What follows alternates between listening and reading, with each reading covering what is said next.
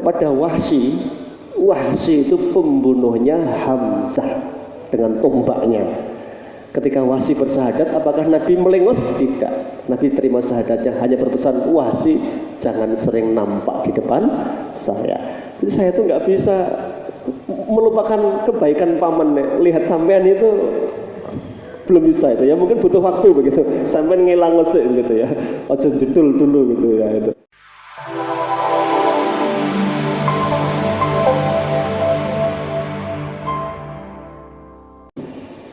Bismillahirrahmanirrahim. Assalamualaikum warahmatullahi wabarakatuh. Innal hamdalillah nahmaduhu wa nasta'inuhu wa nastaghfiruh wa nastahdihi wa na'udzu billahi min shururi anfusina wa min sayyiati a'malina. May yahdihillahu fala mudilla lahu wa may yudlil fala hadiyalah. Asyhadu an la ilaha illallah wahdahu la syarika lah wa asyhadu anna Muhammadan abduhu wa rasuluhu la nabiyya wa la rasula ba'dah. Qala Allah ta'ala fi kitabihil karim ya ayyuhalladzina amanu taqullaha haqqa tuqatih wa la tamutunna illa wa antum muslimun. Allahumma la sahla illa ma ja'altahu sahla wa anta taj'alul hazna idza syi'ta sahla. Amma ba'du, Bapak Ibu jamaah kajian tafsir yang dimuliakan Allah. Alhamdulillah, senang sekali malam ini kembali dimudahkan Allah bertemu di majelis ilmu. Semoga menjadi majelis yang mubarak, penuh berkah, banyak manfaat, dan semoga kita mampu istiqomah dalam mengamalkan ilmu-ilmu yang kita fahami. Memang begitulah seorang muslim ya, aktivitasnya tidak boleh lepas dari ilmu. Bahkan Nabi disebut dalam hadis sahih dari Abu Hurairah itu, karena Nabi sallallahu alaihi wasallam idza asbaha qol, bahwa Nabi di setiap pagi doa yang dipanjatkannya adalah Allahumma inni as'aluka ilman nafi'an wa rizqan thayyiban wa amalan mutaqabbalan. Itu tiap pagi, Pak. Karena aktivitas manusia itu dua, kalau nggak kerja ibadah. Nah, orang kerja kata Nabi dua potensinya. Wa kullun nas yaqtu. Setiap pagi manusia itu berpagi-pagi menjemput rezeki. Ya, ada yang ke pasar, ada yang ke sawah, ada yang ke laut, ada yang ke kantor, sesuai dengan profesinya masing-masing. Kata Nabi, famu'tikuha, dengan bekerja itu dia sedang ingin bebaskan diri dan keluarganya dari api neraka, au mubikuha, atau justru dia kerja itu tanpa dia sadar sedang menjerumuskan diri dan keluarganya ke dalam api neraka. Ya. Bukankah daging yang tumbuh dari harta yang haram tempat paling layaknya adalah neraka, kata Nabi. Ayu lahmin nabatan min suhtin fannaru aula bih. Maka Masya Allah, pasti doa urut itu ada hikmahnya, Pak. Kenapa minta ilmu dulu sebelum rezeki? Ya, karena kita ini berpotensi salah kalau nggak punya ilmu. Maka Ali bin Abi Thalib mengatakan, mani tajara, siapa yang bisnis. Ini bisnis kan macam-macam, Pak. Bisnis online. Ya. Sekarang ada judi online kan, Pak. Kantornya nggak kelihatan, yang penting punya kuota. Ya. Katanya di Hong Kong kantornya itu ya. Ya. Itu Masya Allah marak sekali itu. Ya, seakan-akan itu bukan bagian sesuatu yang perlu dikhawatirkan. Kok tepat sekali ya sabda Rasulullah, ya'ti 'alan nasi zamanun, akan hadir kepada kalian sebuah zaman. La yubalil mar'u bima akhadha minal mal. Orang-orang itu enggak lagi peduli ketika cari rezeki apakah halal ataukah haram. Wah, dan itu Masya Allah. Makanya kata Ali, mani atajara qabla ayyatafaqqaha, siapa yang bisnis tidak punya ilmunya, Ya, faqad irtatoma, summa irtatoma, summa irtatoma. Dia akan jatuh ke dalam riba, jatuh ke dalam riba, jatuh ke dalam riba sampai 3 kali itu. Ya. Jadi masya Allah nggak gampang Pak ternyata cari maisyah itu. Makanya kerja itu ibadah. Dua potensinya ya. Kalau nggak punya ilmu tuh jatuh bisa ke haram masuk neraka. Kalau punya ilmunya bawa pulang harta yang halalan thayyiban. Yang kedua, aktivitas kita kan ibadah Pak seharian ini. Sholat, tilawatul Quran, ya. Ibadah jangan dibatasi yang mahdhah, jauh lebih luas kata Ibnu Taimiyah, ismun jami'un likulli ma yuhibbu wa huwa yardah. Aktivitas apapun kalau itu mendatangkan ridhonya Allah itu ibadah. Anda kerja itu kalau niatnya adalah untuk agar anak istri kita ini ya tumbuh dari harta-harta yang halal, itu juga ibadah. Banyak sekali. Lah seharian itu dimulai dari doa pagi itu, ya Allah terimalah amal kami. Amal yang diterima yang apa? Amal yang pakai ilmu. Ya. Orang nggak pakai ilmu itu ada judul buku Talbis Iblis. Itu ibarat kalau orang kerja kayak SOP Pak. Jadi iblis itu punya SOP menggoda orang itu. Tentunya beda Pak, goda orang miskin sama kaya beda ya, beda Pak itu. Goda orang semangat sama orang malas beda ya. Orang lagi seneng-senengnya semangat, nggak mungkin iblis godanya direm, nggak mungkin, malah digaspol itu, ayo terus. Akhirnya jatuhnya ke ifrat, berlebihan ya. Orang ngaji bagus nggak ngaji Pak? Bagus, tapi pada subuh ngaji, duha ngaji sampai duhur, habis duhur ngaji sampai asar ya. Itu tiap hari, kerjanya kapan? Ya. Nah, itu iblis godanya 2 pintunya. Satu ifrat, berlebih-lebihan melampaui batas, apapun itu, melampaui batas itu jelek, apapun itu. Ya. Bahkan yang mubah itu kalau melampaui batas jadi jelek. Ya. Tidur mubah nggak Pak? Tapi nek Ramadan tidur terus, ya setan kesenangan. Ya itu di kompor ya turunnya rapopo, yang penting kowe ora maksiat. Tapi kan orang ini nggak dapat pahala Pak. Dia nggak harus tidak salat berjamaah. Setan senang model gini ya. Lah orang dermawan, orang pinter, ya, orang pemberani itu ujiannya lain godanya. Ya, ini digodanya dari apa? Dimotivasi. Wis mantap, terus. Kamu makin terkenal sedekahmu ya, di mana-mana viral. Nah, misalnya gitu loh Pak itu. Jadi setan itu godanya sudah pakai jurus semua itu. Ya bukunya Talbis Iblis karangan Ibnu Jauzi itu nggak bisa lepas kita itu pokoknya ya. Karena iblis itu usianya lebih tua dari Adam. Ya. Sementara kita ini baru 60 atau 70 tahun yang paling tua, mungkin ada yang 30 baru atau 20, jauh sekali ya. Makanya Bapak Ibu tadi ingat ya, doa pagi kita kayak Nabi harusnya, Allahumma inni as'aluka ilman nafi'an wa rizqan thayyiban wa amalan mutaqabbalan.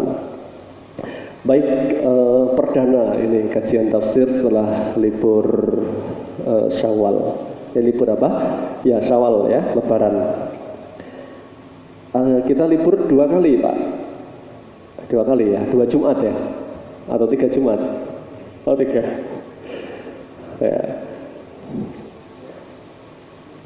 Saya tadi ada pembatas di tafsir saya ini kok 159 Ali Imran ya, semoga nggak keliru batasnya. Baik, masih di tafsir Ibnu Katsir surat Ali Imran, kita bahas ayat 159 malam ini. Sebelumnya bahas tentang peperangan Nabi di medan Uhud. Nah, ini surat Ali Imran ini termasuk awal yang turun di kota Madinah. Nanti sudah bicara beberapa hukum, termasuk hukum ghanimah. Ghanimah itu harta yang diperoleh muslim dari orang kafir setelah orang kafir kalah dalam perang. Ya, ini disebut harta ghanimah. Berarti ini bicaranya masalah sejarah. Islam itu nggak bisa lepas dari sejarah. Ya. Orang mau menghapus sirah sejarah Itu nggak bisa Pak. Itu mesti menghapus ayat kalau mau menghapus sejarah peperangan Nabi itu. Ya. Karena perang itu dikupas oleh Allah dalam Al-Quran. Perang Badar dikupas di surat Ali Imran. Perang Uhud dikupas di Ali Imran. Perang Tabuk detail banget di surat Taubah.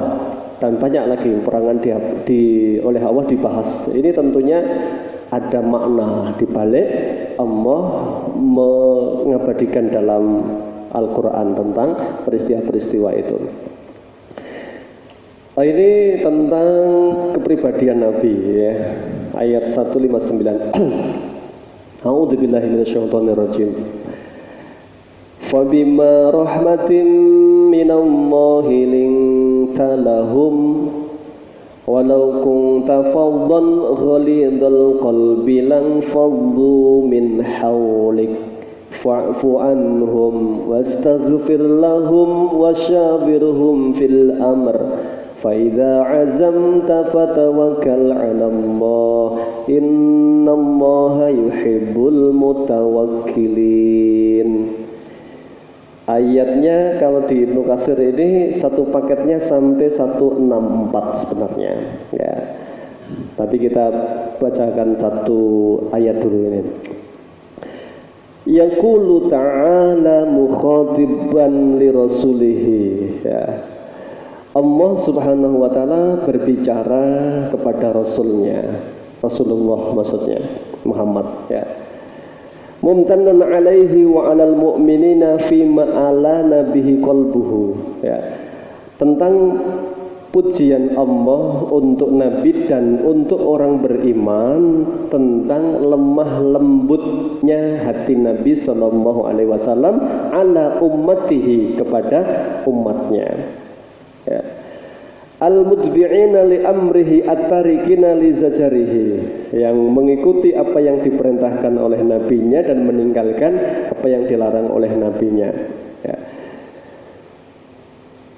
Ini sebagai sebuah pujian dari Allah tentang lemah lembutnya Nabi. Dan itu Masya Allah ternyata Pak, lemah lembut itu salah satu modal utama Nabi sukses dalam dakwah ya, ya. Ini makanya ada saya yang nulis Syekh Al-Qahtani tulis ada 9 rahasia sukses dakwahnya Nabi. Salah satunya adalah al-hilmu, al-halim, lemah lembut.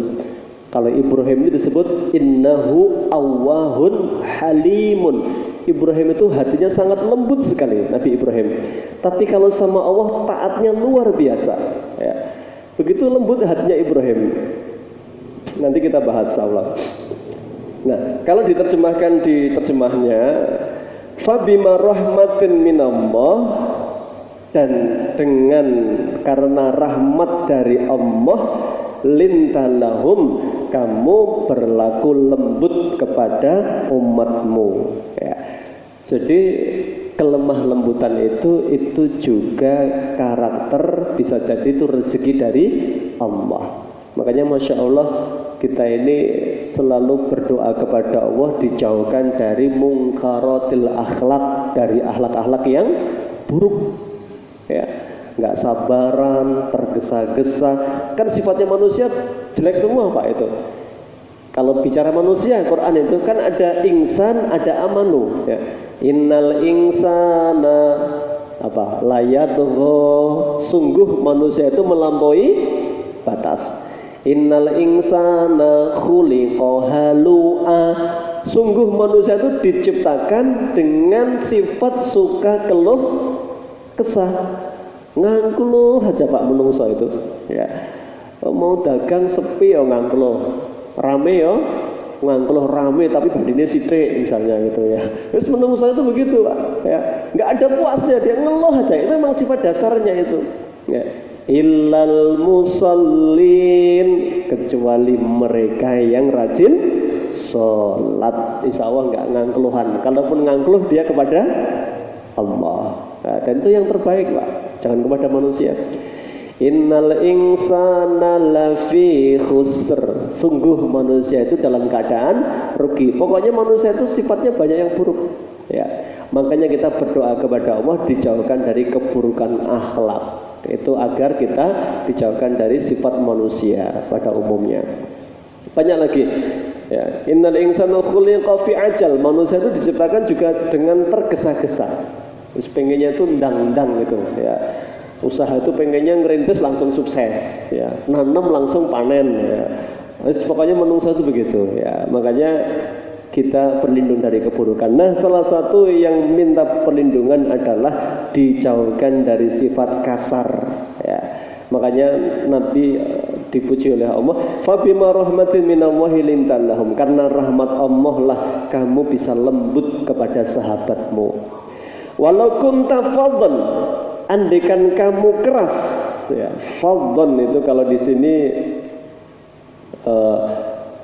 diterjemahkan walau kunta faddan ghalidul qalbi, al-faddu al-ghalidhu al-muradu bihi hauna ghalidul kalam. Maksudnya adalah walau kunta faddan itu adalah andaikan kamu keras. Itu diterjemahkan oleh Ibnu Katsir, maksudnya apa? Andaikan kamu ngomongnya kasar. Ya. Maka ada pepatah apa, Pak? Mulutmu harimaumu.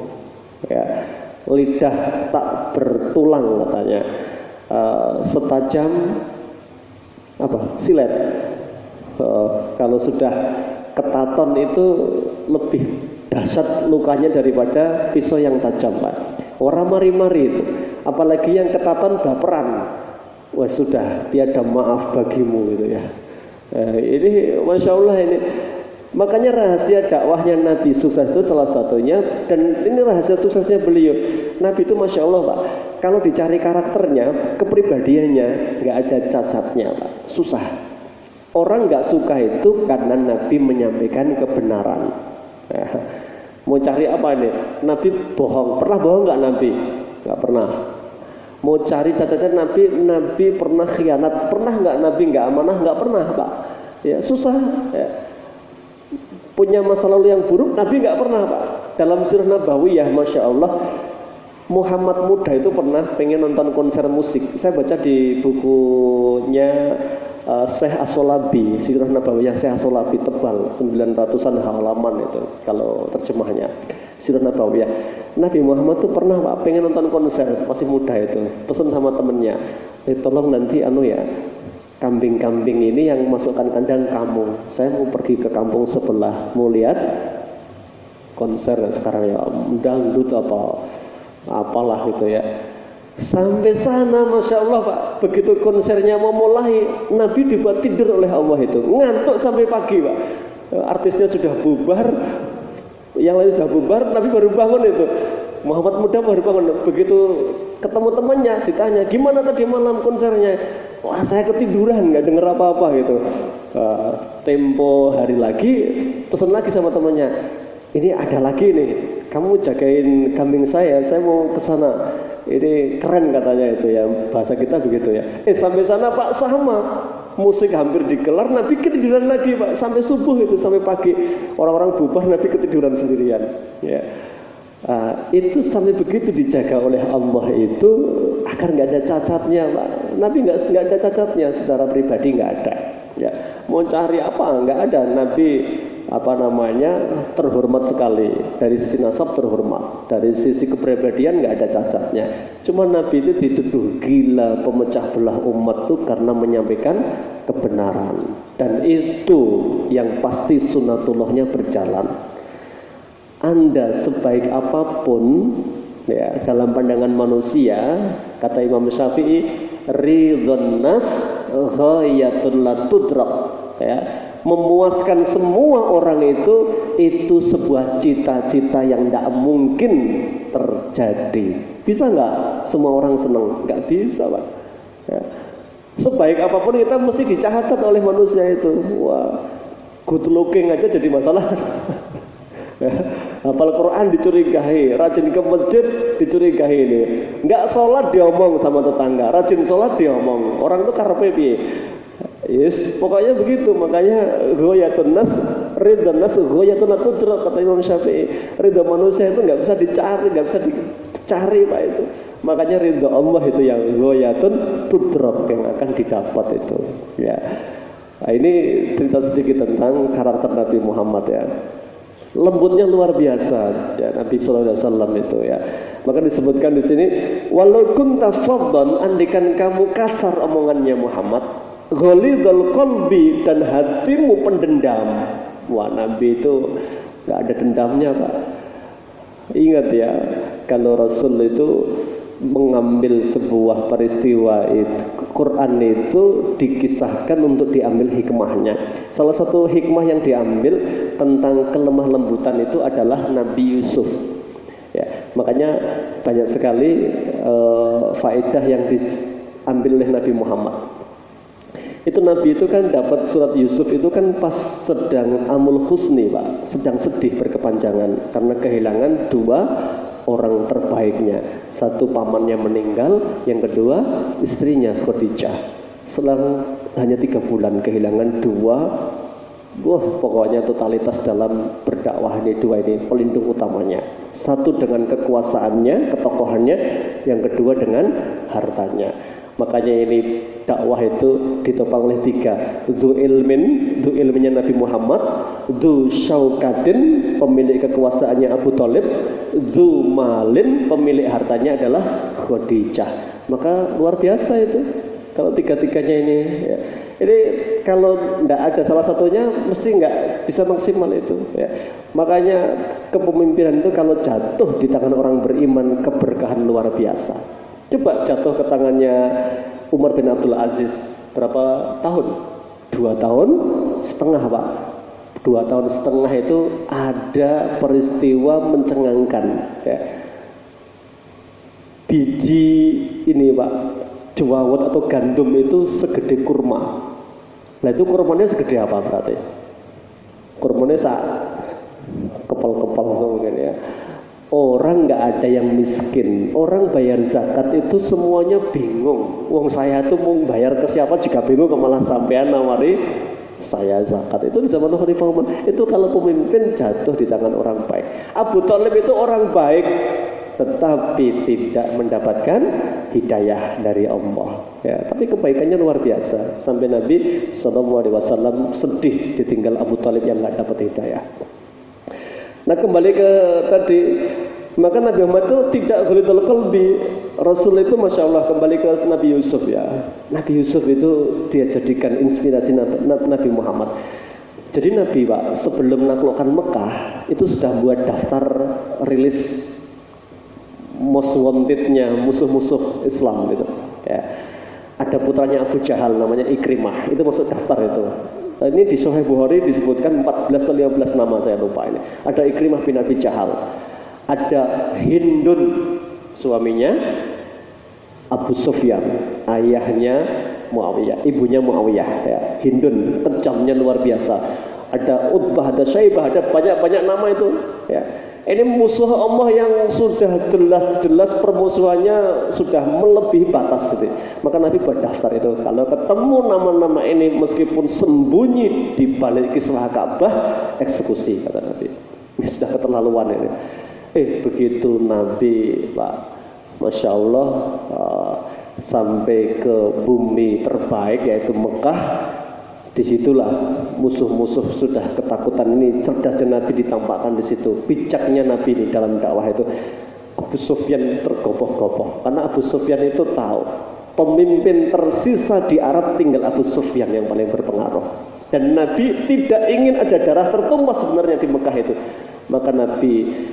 Maka Abbas bin Abdul Muthalib itu ditugasi oleh Nabi khusus, kamu bawa Abu Sufyan nanti untuk melihat pasukan yang saya bawa 10.000 Pak, pakai oncor apa itu? Apa oncor itu Pak? Yang buat nyalakan di malam hari itu Pak, obor, pakai obor 10.000 Pak, sampai terang benderang itu. Abu Sufyan melihat dari pangkal sampai ujungnya itu pasukan sebanyak itu, maka dia sudah runtuh. Tadinya dia mau ngelawan ini, mau motivasi perlawanan terakhir lah, sampai ibarat sampai titik darah penghabisan itu. Begitu melihat sebanyak itu langsung ciut nyalinya ini si Abu Sufyan itu. Tapi begitulah Nabi. Begitu orang-orang ini minta maaf ke Nabi. Sebenarnya Pak sahabat ada yang nggak suka nih Abu Sufyan masuk Islam. Ki wis kesalahannya terlalu berat itu ya. Jadi nak Isa aja muslim iki, nak Isa mati wae gitu ya. Sahabat itu begitu. Tapi Nabi kan nggak begitu Pak ya. Hidayah di tangan Allah. Masya Allah Abu Sufyan itu Umar bin Khattab itu gedem-gedem ya jangan teh Abu Sufyan mlebu Islam ya. Ternyata Masya Allah dia kan CS-nya Abbas bin Abdul Muthalib itu karena sama-sama pengusaha di Mekah itu. Akhirnya ditambahkan begitu langsung dimotivasi sama Abbas. Abu Sufyan, Anda lihat kekuatan sebanyak itu, tidak ada celah melawan, segera temui Muhammad untuk syahadat di depannya. Akhirnya diantar Pak sama Abbas itu syahadat di depan Nabi. Begitu pagi harinya Nabi mengumumkan siapa masuk rumah Abu Sufyan dia selamat ya. Ini cerdasnya Nabi nguwongke uang gitu ya. Kan tokoh ini Abu Sufyan itu diam-diam Abu Sufyan itu tokoh dan itu Masya Allah sangat dihormati sepeninggal Abu Jahal. Abu Sufyan itu ya. Disitulah orang-orang tertunduk semua itu ya, sudah kalah Pak. Ada tokoh-tokoh dari ibu susunya Nabi siapa? Halimah As-Sa'diyah. Ada tokoh-tokoh dari Bani Sa'ad yang kejam luar biasa. Begitu dikumpulkan di hadapan Nabi, ditanya Nabi, "Ma tazunnuna ayyuf'ala bikum?" Kira-kira kalian ini minta hukuman apa? Ya. Ada yang ngeles Pak, Masya Allah yang Bani Sa'ad itu, ya Muhammad, dulu kita ini saudara sesusuan. Kamu tuh dulu mainnya di Bani Sa'ad. Terus pokoknya ngeling-ngeling masa lalu Pak, jenenge wong kepepet kan. Ya, bapakmu dulu sama bapak itu akrab sekali, akhun karim, ibnu akhun karim gitu kalau dalam bahasa sirahnya itu ya. Orang sudah kepepet Pak. Apa kata Nabi? Hari ini saya akan berkata sebagaimana Yusuf di hadapan saudaranya yang mendoliminya. Yusuf ketika itu mengatakan, la tasriba alaikumul yaum. Tidak ada celaan dan dendam untuk kalian hari ini. Yaghfirullahu lakum jami'an. Semoga Allah ampuni dosa kalian. Adapun saya sudah lupakan masa lalu itu. Itu Pak, ketika saudaranya yang miskin semuanya itu datang ke Mesir hanya untuk minta bahan makanan pokok. Itu kan orang Palestina. Jadi Nabi Yakub itu sekeluarga tinggal di Palestina. Itu sampai hijrah ke Mesir gara-gara untuk makan tok itu. Sampai jual perabot macam-macam itu. Begitu Yusuf tahu iki wajah kakak-kakak saya yang dulu buang ke sumur ini. Ini nek mau Pak. Nek mau itu diungkit-ungkit kan. Mulon dhisik aja ngece ya. Kamu tuh dulu yang buang saya, sekarang rasakan miskin, pulang sana enggak usah ke sini lagi. Nek mau kan begitu Pak. Tapi kata Yusuf, apakah ingatkah kalian peristiwa dulu ada anak kecil dibuang di sumur itu? Begitu diingatkan itu langsung serius sekali wajah kakaknya. La anta Yusuf, begitu dalam Al-Quran. Nopo jenengan Yusuf gitu. Wes tambah ganteng, ini penguasa Pak. Ya, kaya raya. Yusuf terpandang, iya saya Yusuf itu. Ketakutan luar biasa itu kakaknya itu.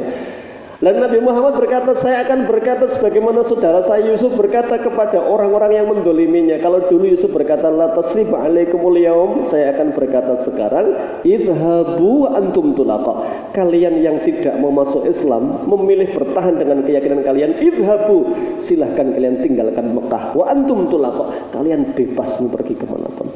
Tidak ada pembunuhan pada kalian dan lain sebagainya. Jadi Masya Allah Pak, padahal itu daftarnya masih dipegang oleh sahabat ya, orang-orang yang harus dieksekusi itu. Tapi begitulah Rasulullah SAW, lembutnya luar biasa, nggak tega. Kepada Wahsy itu pembunuhnya Hamzah dengan tombaknya. Ketika Wahsy bersahadat, apakah Nabi melengos? Tidak. Nabi terima sahadatnya, hanya berpesan, Wahsy jangan sering nampak di depan saya. Jadi saya tuh nggak bisa melupakan kebaikan paman. Lihat sampean itu belum bisa itu ya, mungkin butuh waktu begitu. Sampean ngilang ngesek gitu ya, ojo jedul dulu gitu ya itu. Karena kecintaannya luar biasa. Nabi itu begitu Pak. hanya dengar suaranya saudaranya Khadijah itu mirip dengan Khadijah, omongannya, nadanya itu mirip. Nabi langsung keluar rumah, ya, saking cintanya kepada Khadijah itu. Saya begitu Nabi itu, masya Allah ya. Bikin Aisyah cemburu. Nabi itu nyembelih kambing itu mesti pesan, ini tolong untuk teman-temannya Khadijah dicatat gitu. Ya. Lembutnya begitu luar biasa Rasulullah. Walaupun tafadhon, andaikan kamu kata-katamu nyelekit gitu, karena fadhon itu kata Ibnu Katsir adalah tadi al-muradu hahuna al-kalam ghalidul kalami, kata-kata yang menyakitkan, yang keras ya. Ghalidul qalbi, hati yang kaku, pendendam tadi. Lang fadhu min haulik, pasti sahabat akan menjauh darimu. Ini rahasia Nabi dicintai oleh banyak orang itu apa Pak? Kata-katanya tertata, sifat pendendamnya dihapus, tidak ada. Ini mas pasti dimanapun itu kunci, disukai banyak orang. Ya, lembut dan tidak pendendam, mudah melupakan kesalahan orang lain. Ya, ini Rasul Sallallahu Alaihi Wasallam dipuji oleh Allah. Fa'fu anhum, maafkanlah kesalahan mereka. Kalau sahabat ada salah itu maafkan. Ya. Bahkan Nabi Sallallahu Alaihi Wasallam itu pernah menegur sahabatnya, sahabat terbaik Nabi yaitu Abu Bakar As-Siddiq. Abu Bakar itu masya Allah ujiannya berat ya.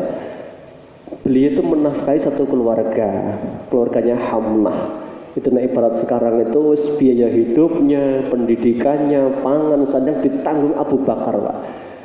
Malah keluarga ini begitu ada peristiwa hadisul ifki, ini disebut di sini. Hadisul ifki itu peristiwa tentang tuduhan Aisyah selingkuh dengan Sufyan bin Mu'attal. Itu keluarga yang disantuni Abu Bakar itu terlibat Pak. Bahkan jadi aktor utama. Ada 3 aktor utama Muslim itu yang terlibat nyebar hoax itu. Ya. Yang mengatakan memviralkan Aisyah selingkuh itu, salah satunya Hamnah. Abu Bakar itu sedihnya luar biasa. Gitu deh Pak. Kalau orang Jawa itu jari apa? Wis di kei ati ngerogoh rempeloy.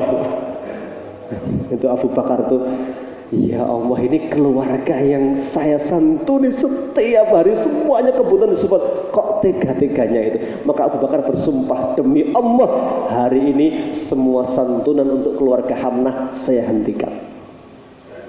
Ditegur oleh Rasulullah itu, ya, Abu Bakar As-Siddiq itu, ya, ditegur pakai ayat, saya malah lupa ayatnya, yang ayat surat apa, ayat berapa saya lupa. Ada teguran kepada Abu Bakar tentang ini, sumpah untuk membatalkan itu sumpah yang tidak baik. Sumpah untuk berhenti beramal soleh itu harus dibayar kafaratnya, itu sumpah yang buruk. Ya, ini Abu Bakar As-Siddiq Pak. Jadi orang nggak ikhlas itu mesti muntap kan Pak itu. Oh, sampean ini orang eling. Nek ora tak tulung ora dadi ngene iki ya. Itu.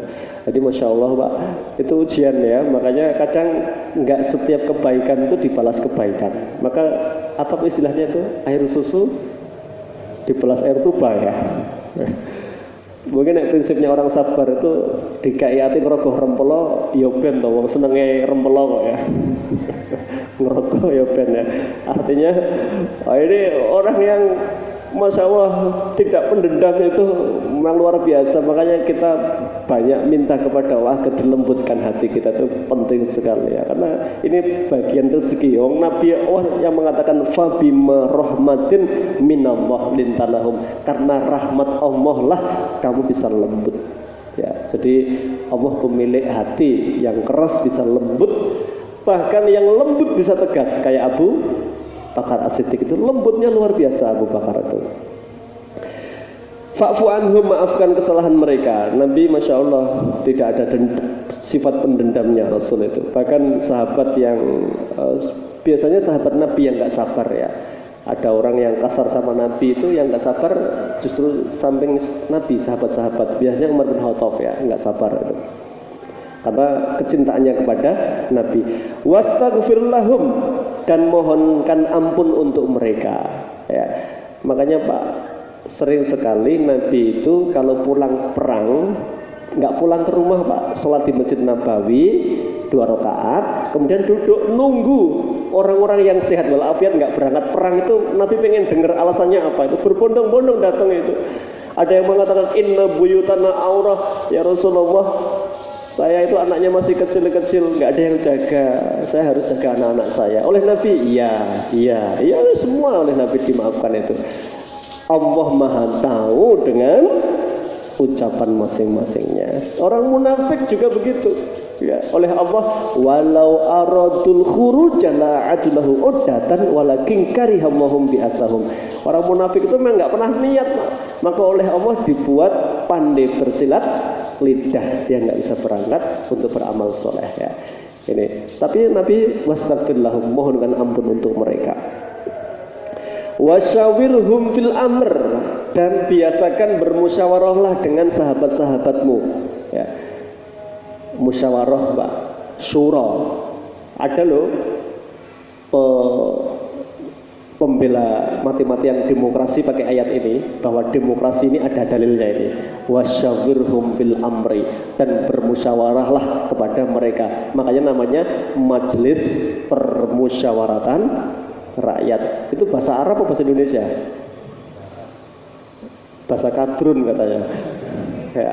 Ini kalau mau anti Arab Pak, harusnya MPR itu dirubah, karena itu majelis bahasa Arab. Permusyawaratan, musyawarah. Majelis dari kata jalasa yajlisu, duduk. Permusyawaratan dari kata syawara yusyawiru, musyawarah. Rakyat dari kata ro'a yar'i, yang dipimpin. Jadi semua bahasa Arab itu. Makanya nek benci sama Arab itu diukur, aja ngawur, ketok bodoh nih nanti. Ya, ini ya, jadi jangan sembarangan buat statement itu ya. Wasyawirhum bil amr. Ada yang mengatakan Pak, ini loh Islam itu mengakomodir demokrasi, atau demokrasi itu dari Islam lah gitu. Ini terlepas pembahasan nanti bab lebih detail demokrasi itu ada maslahat ataukah tidak di dalamnya, itu bab tersendiri nanti. Tapi maksa dalil ini untuk mendukung demokrasi ini yang harus tanggung jawab di hadapan Allah orangnya itu ya ini. Karena musyawarah dalam Islam itu Pak, itu bukan dalam konteks seperti demokrasi. Kalau demokrasi mohon maaf, ada aturan bakunya, suara rakyat, suara Tuhan ya. Suara terbanyak, suara Tuhan yang dipakai itu. Ini muncul lagi peredaran minuman beralkohol.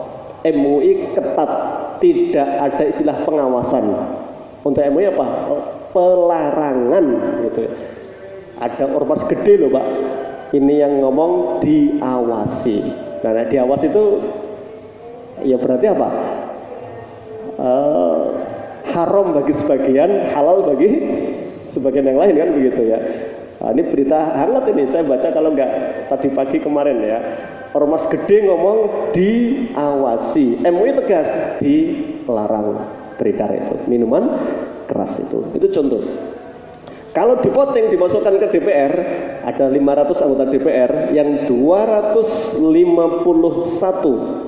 ya setuju ya diedarkan dengan diawasi, yang 249 tidak setuju, harus ditutup. Yang dipakai yang mana Pak? Suara terbanyak meskipun bertentangan dengan kebenaran Islam. Nah itu urusannya begitu Pak ya. Makanya Islam itu musyawarah itu Nabi untuk mendengar pendapat dan tidak harus pakai pendapatnya itu. Makanya pemegang kuncinya siapa? Pemimpin dalam Islam itu musyawarah itu ya. Ini bukan otoriter. Kalau otoriter sudah nggak mau dengerin orang lain ya. Ini banyak Pak, di sini disebutkan wasyawirhum bil amri itu fakana sallallahu alaihi wasallam yusyawiruhum fil hurub. Nabi sering sekali minta pendapat dan bermusyawarah kepada para sahabat fil hurub. Hurub itu jamak dari al-harbu, perang. Berarti dalam setiap peperangan Nabi minta pendapat. Wa nahwiha, dan termasuk dalam hal-hal yang lain ya. Waqad ikhtalafa al-fuqaha'u hal kana wajiban alaihi aw min babin nadbi taddiban liqulubihim. Ulama cuma beda pendapat, apakah musyawarah kepada anggota itu hukumnya wajib ataukah itu hanya disunahkan agar mengakomodir pendapat-pendapat orang-orang di sekitarnya. Nah, ini pendapat fikih. Fafihi kaulain, kata Ibnu Katsir ada dua pendapat. Sebagian mengatakan hukumnya wajib, sebagian mengatakan itu hanya sunnah yang dilakukan oleh Rasul. Tapi nyata bahwa Nabi selalu bermusyawarah. Perang Badar misalnya, Nabi sudah berangkat 313, sudah menentukan pos ini berdasarkan prediksi Nabi. Ini tempatnya keren, baik gitu. Oleh orang Madinah ditanya, ya Rasulullah, buat tenda di sini ini wahyu atau pendapat pengalaman panjenengan pribadi? Nggak, ini taktik dari saya. Kata sahabat Ansor, oh ngapunten ya Rasulullah, ini nggak tepat. Kita di sini nggak tepat. Nanti kalau kita di sini kita nggak dapat air karena airnya dikuasai oleh musuh. Sebaiknya kita membuat tenda tempat markas di samping air, di depan air kalau bisa. Kenapa? Nanti begitu musuh mau ngambil air, kita bunuh. Kita tutup sumber mata air dari mereka. Oh gitu ya? Iya, pindahlah tempat itu dari tempat yang dipilih Nabi. Ini contoh Pak, dalam perang Badar Nabi sudah bermusyawarah. Perang Uhud juga sama Pak.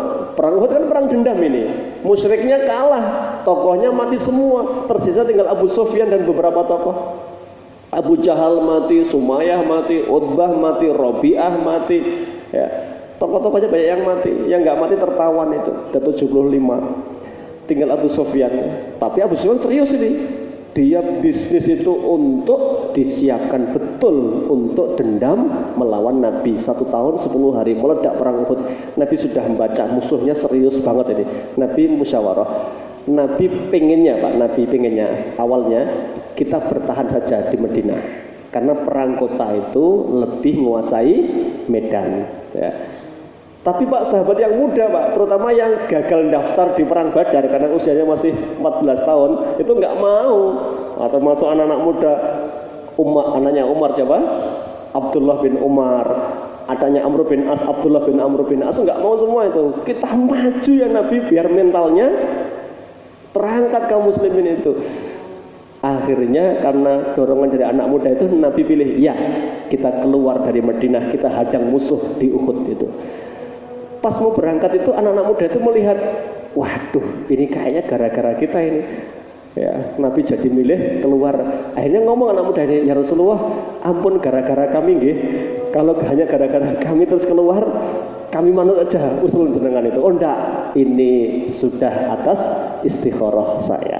Berangkat Pak itu. Itu contoh Nabi enggak kaku, tapi Nabi suka musyawarah. Tapi musyawarahnya kuncinya di tangan pemimpin, ya, bukan ngikuti suara mayoritas saja itu. Apalagi kalau suaranya bertentangan dengan agama, tidak boleh itu disahkan itu. Ya, makanya jauh sekali orang mengatakan demokrasi sama dengan musyawarah. Ya, mohon maaf ini kenyataan bicara ya. Perihal orang bicara ada maslahat, ada mandorotnya, nah itu babnya mereka-mereka yang pintar dalam hal siasat syariah barangkali. Tapi kita yakin bahwa Islam itu semuanya adalah panduannya jelas kebenaran ya. Nggak boleh mencampur adukan dengan kebatilan, termasuk demokrasi tadi. Fa idza azamta fatawakkal 'ala Allah, innallaha yuhibbul mutawakkilin. Nah, ini nanti ada banyak makna tentang tawakal itu. Ini panjang sekali ayat yang ditafsirkan oleh Ibnu Katsir. Baik, Bapak Ibu jamaah yang dimuliakan Allah, satu ayat kita kaji malam hari ini dan belum selesai. Berikutnya nanti masalah tawakal ya. Tawakal itu apakah ba'dal ikhtiar ataukah dunal ikhtiar, tanpa ikhtiar. Nanti diperdebatkan oleh para ulama ya. Baik, kita cukupkan sampai di sini di ayat 159. Insyaallah masih nyambung berikutnya ayat-ayat tentang tawakal dan hakikat pertolongan Allah Subhanahu wa taala. Kita tutup dengan doa kafaratul majlis. Subhanaka Allahumma wa bihamdika asyhadu an la ilaha illa anta astaghfiruka wa atubu ilaik. Billahi taufiq wal hidayah. Assalamualaikum warahmatullahi wabarakatuh.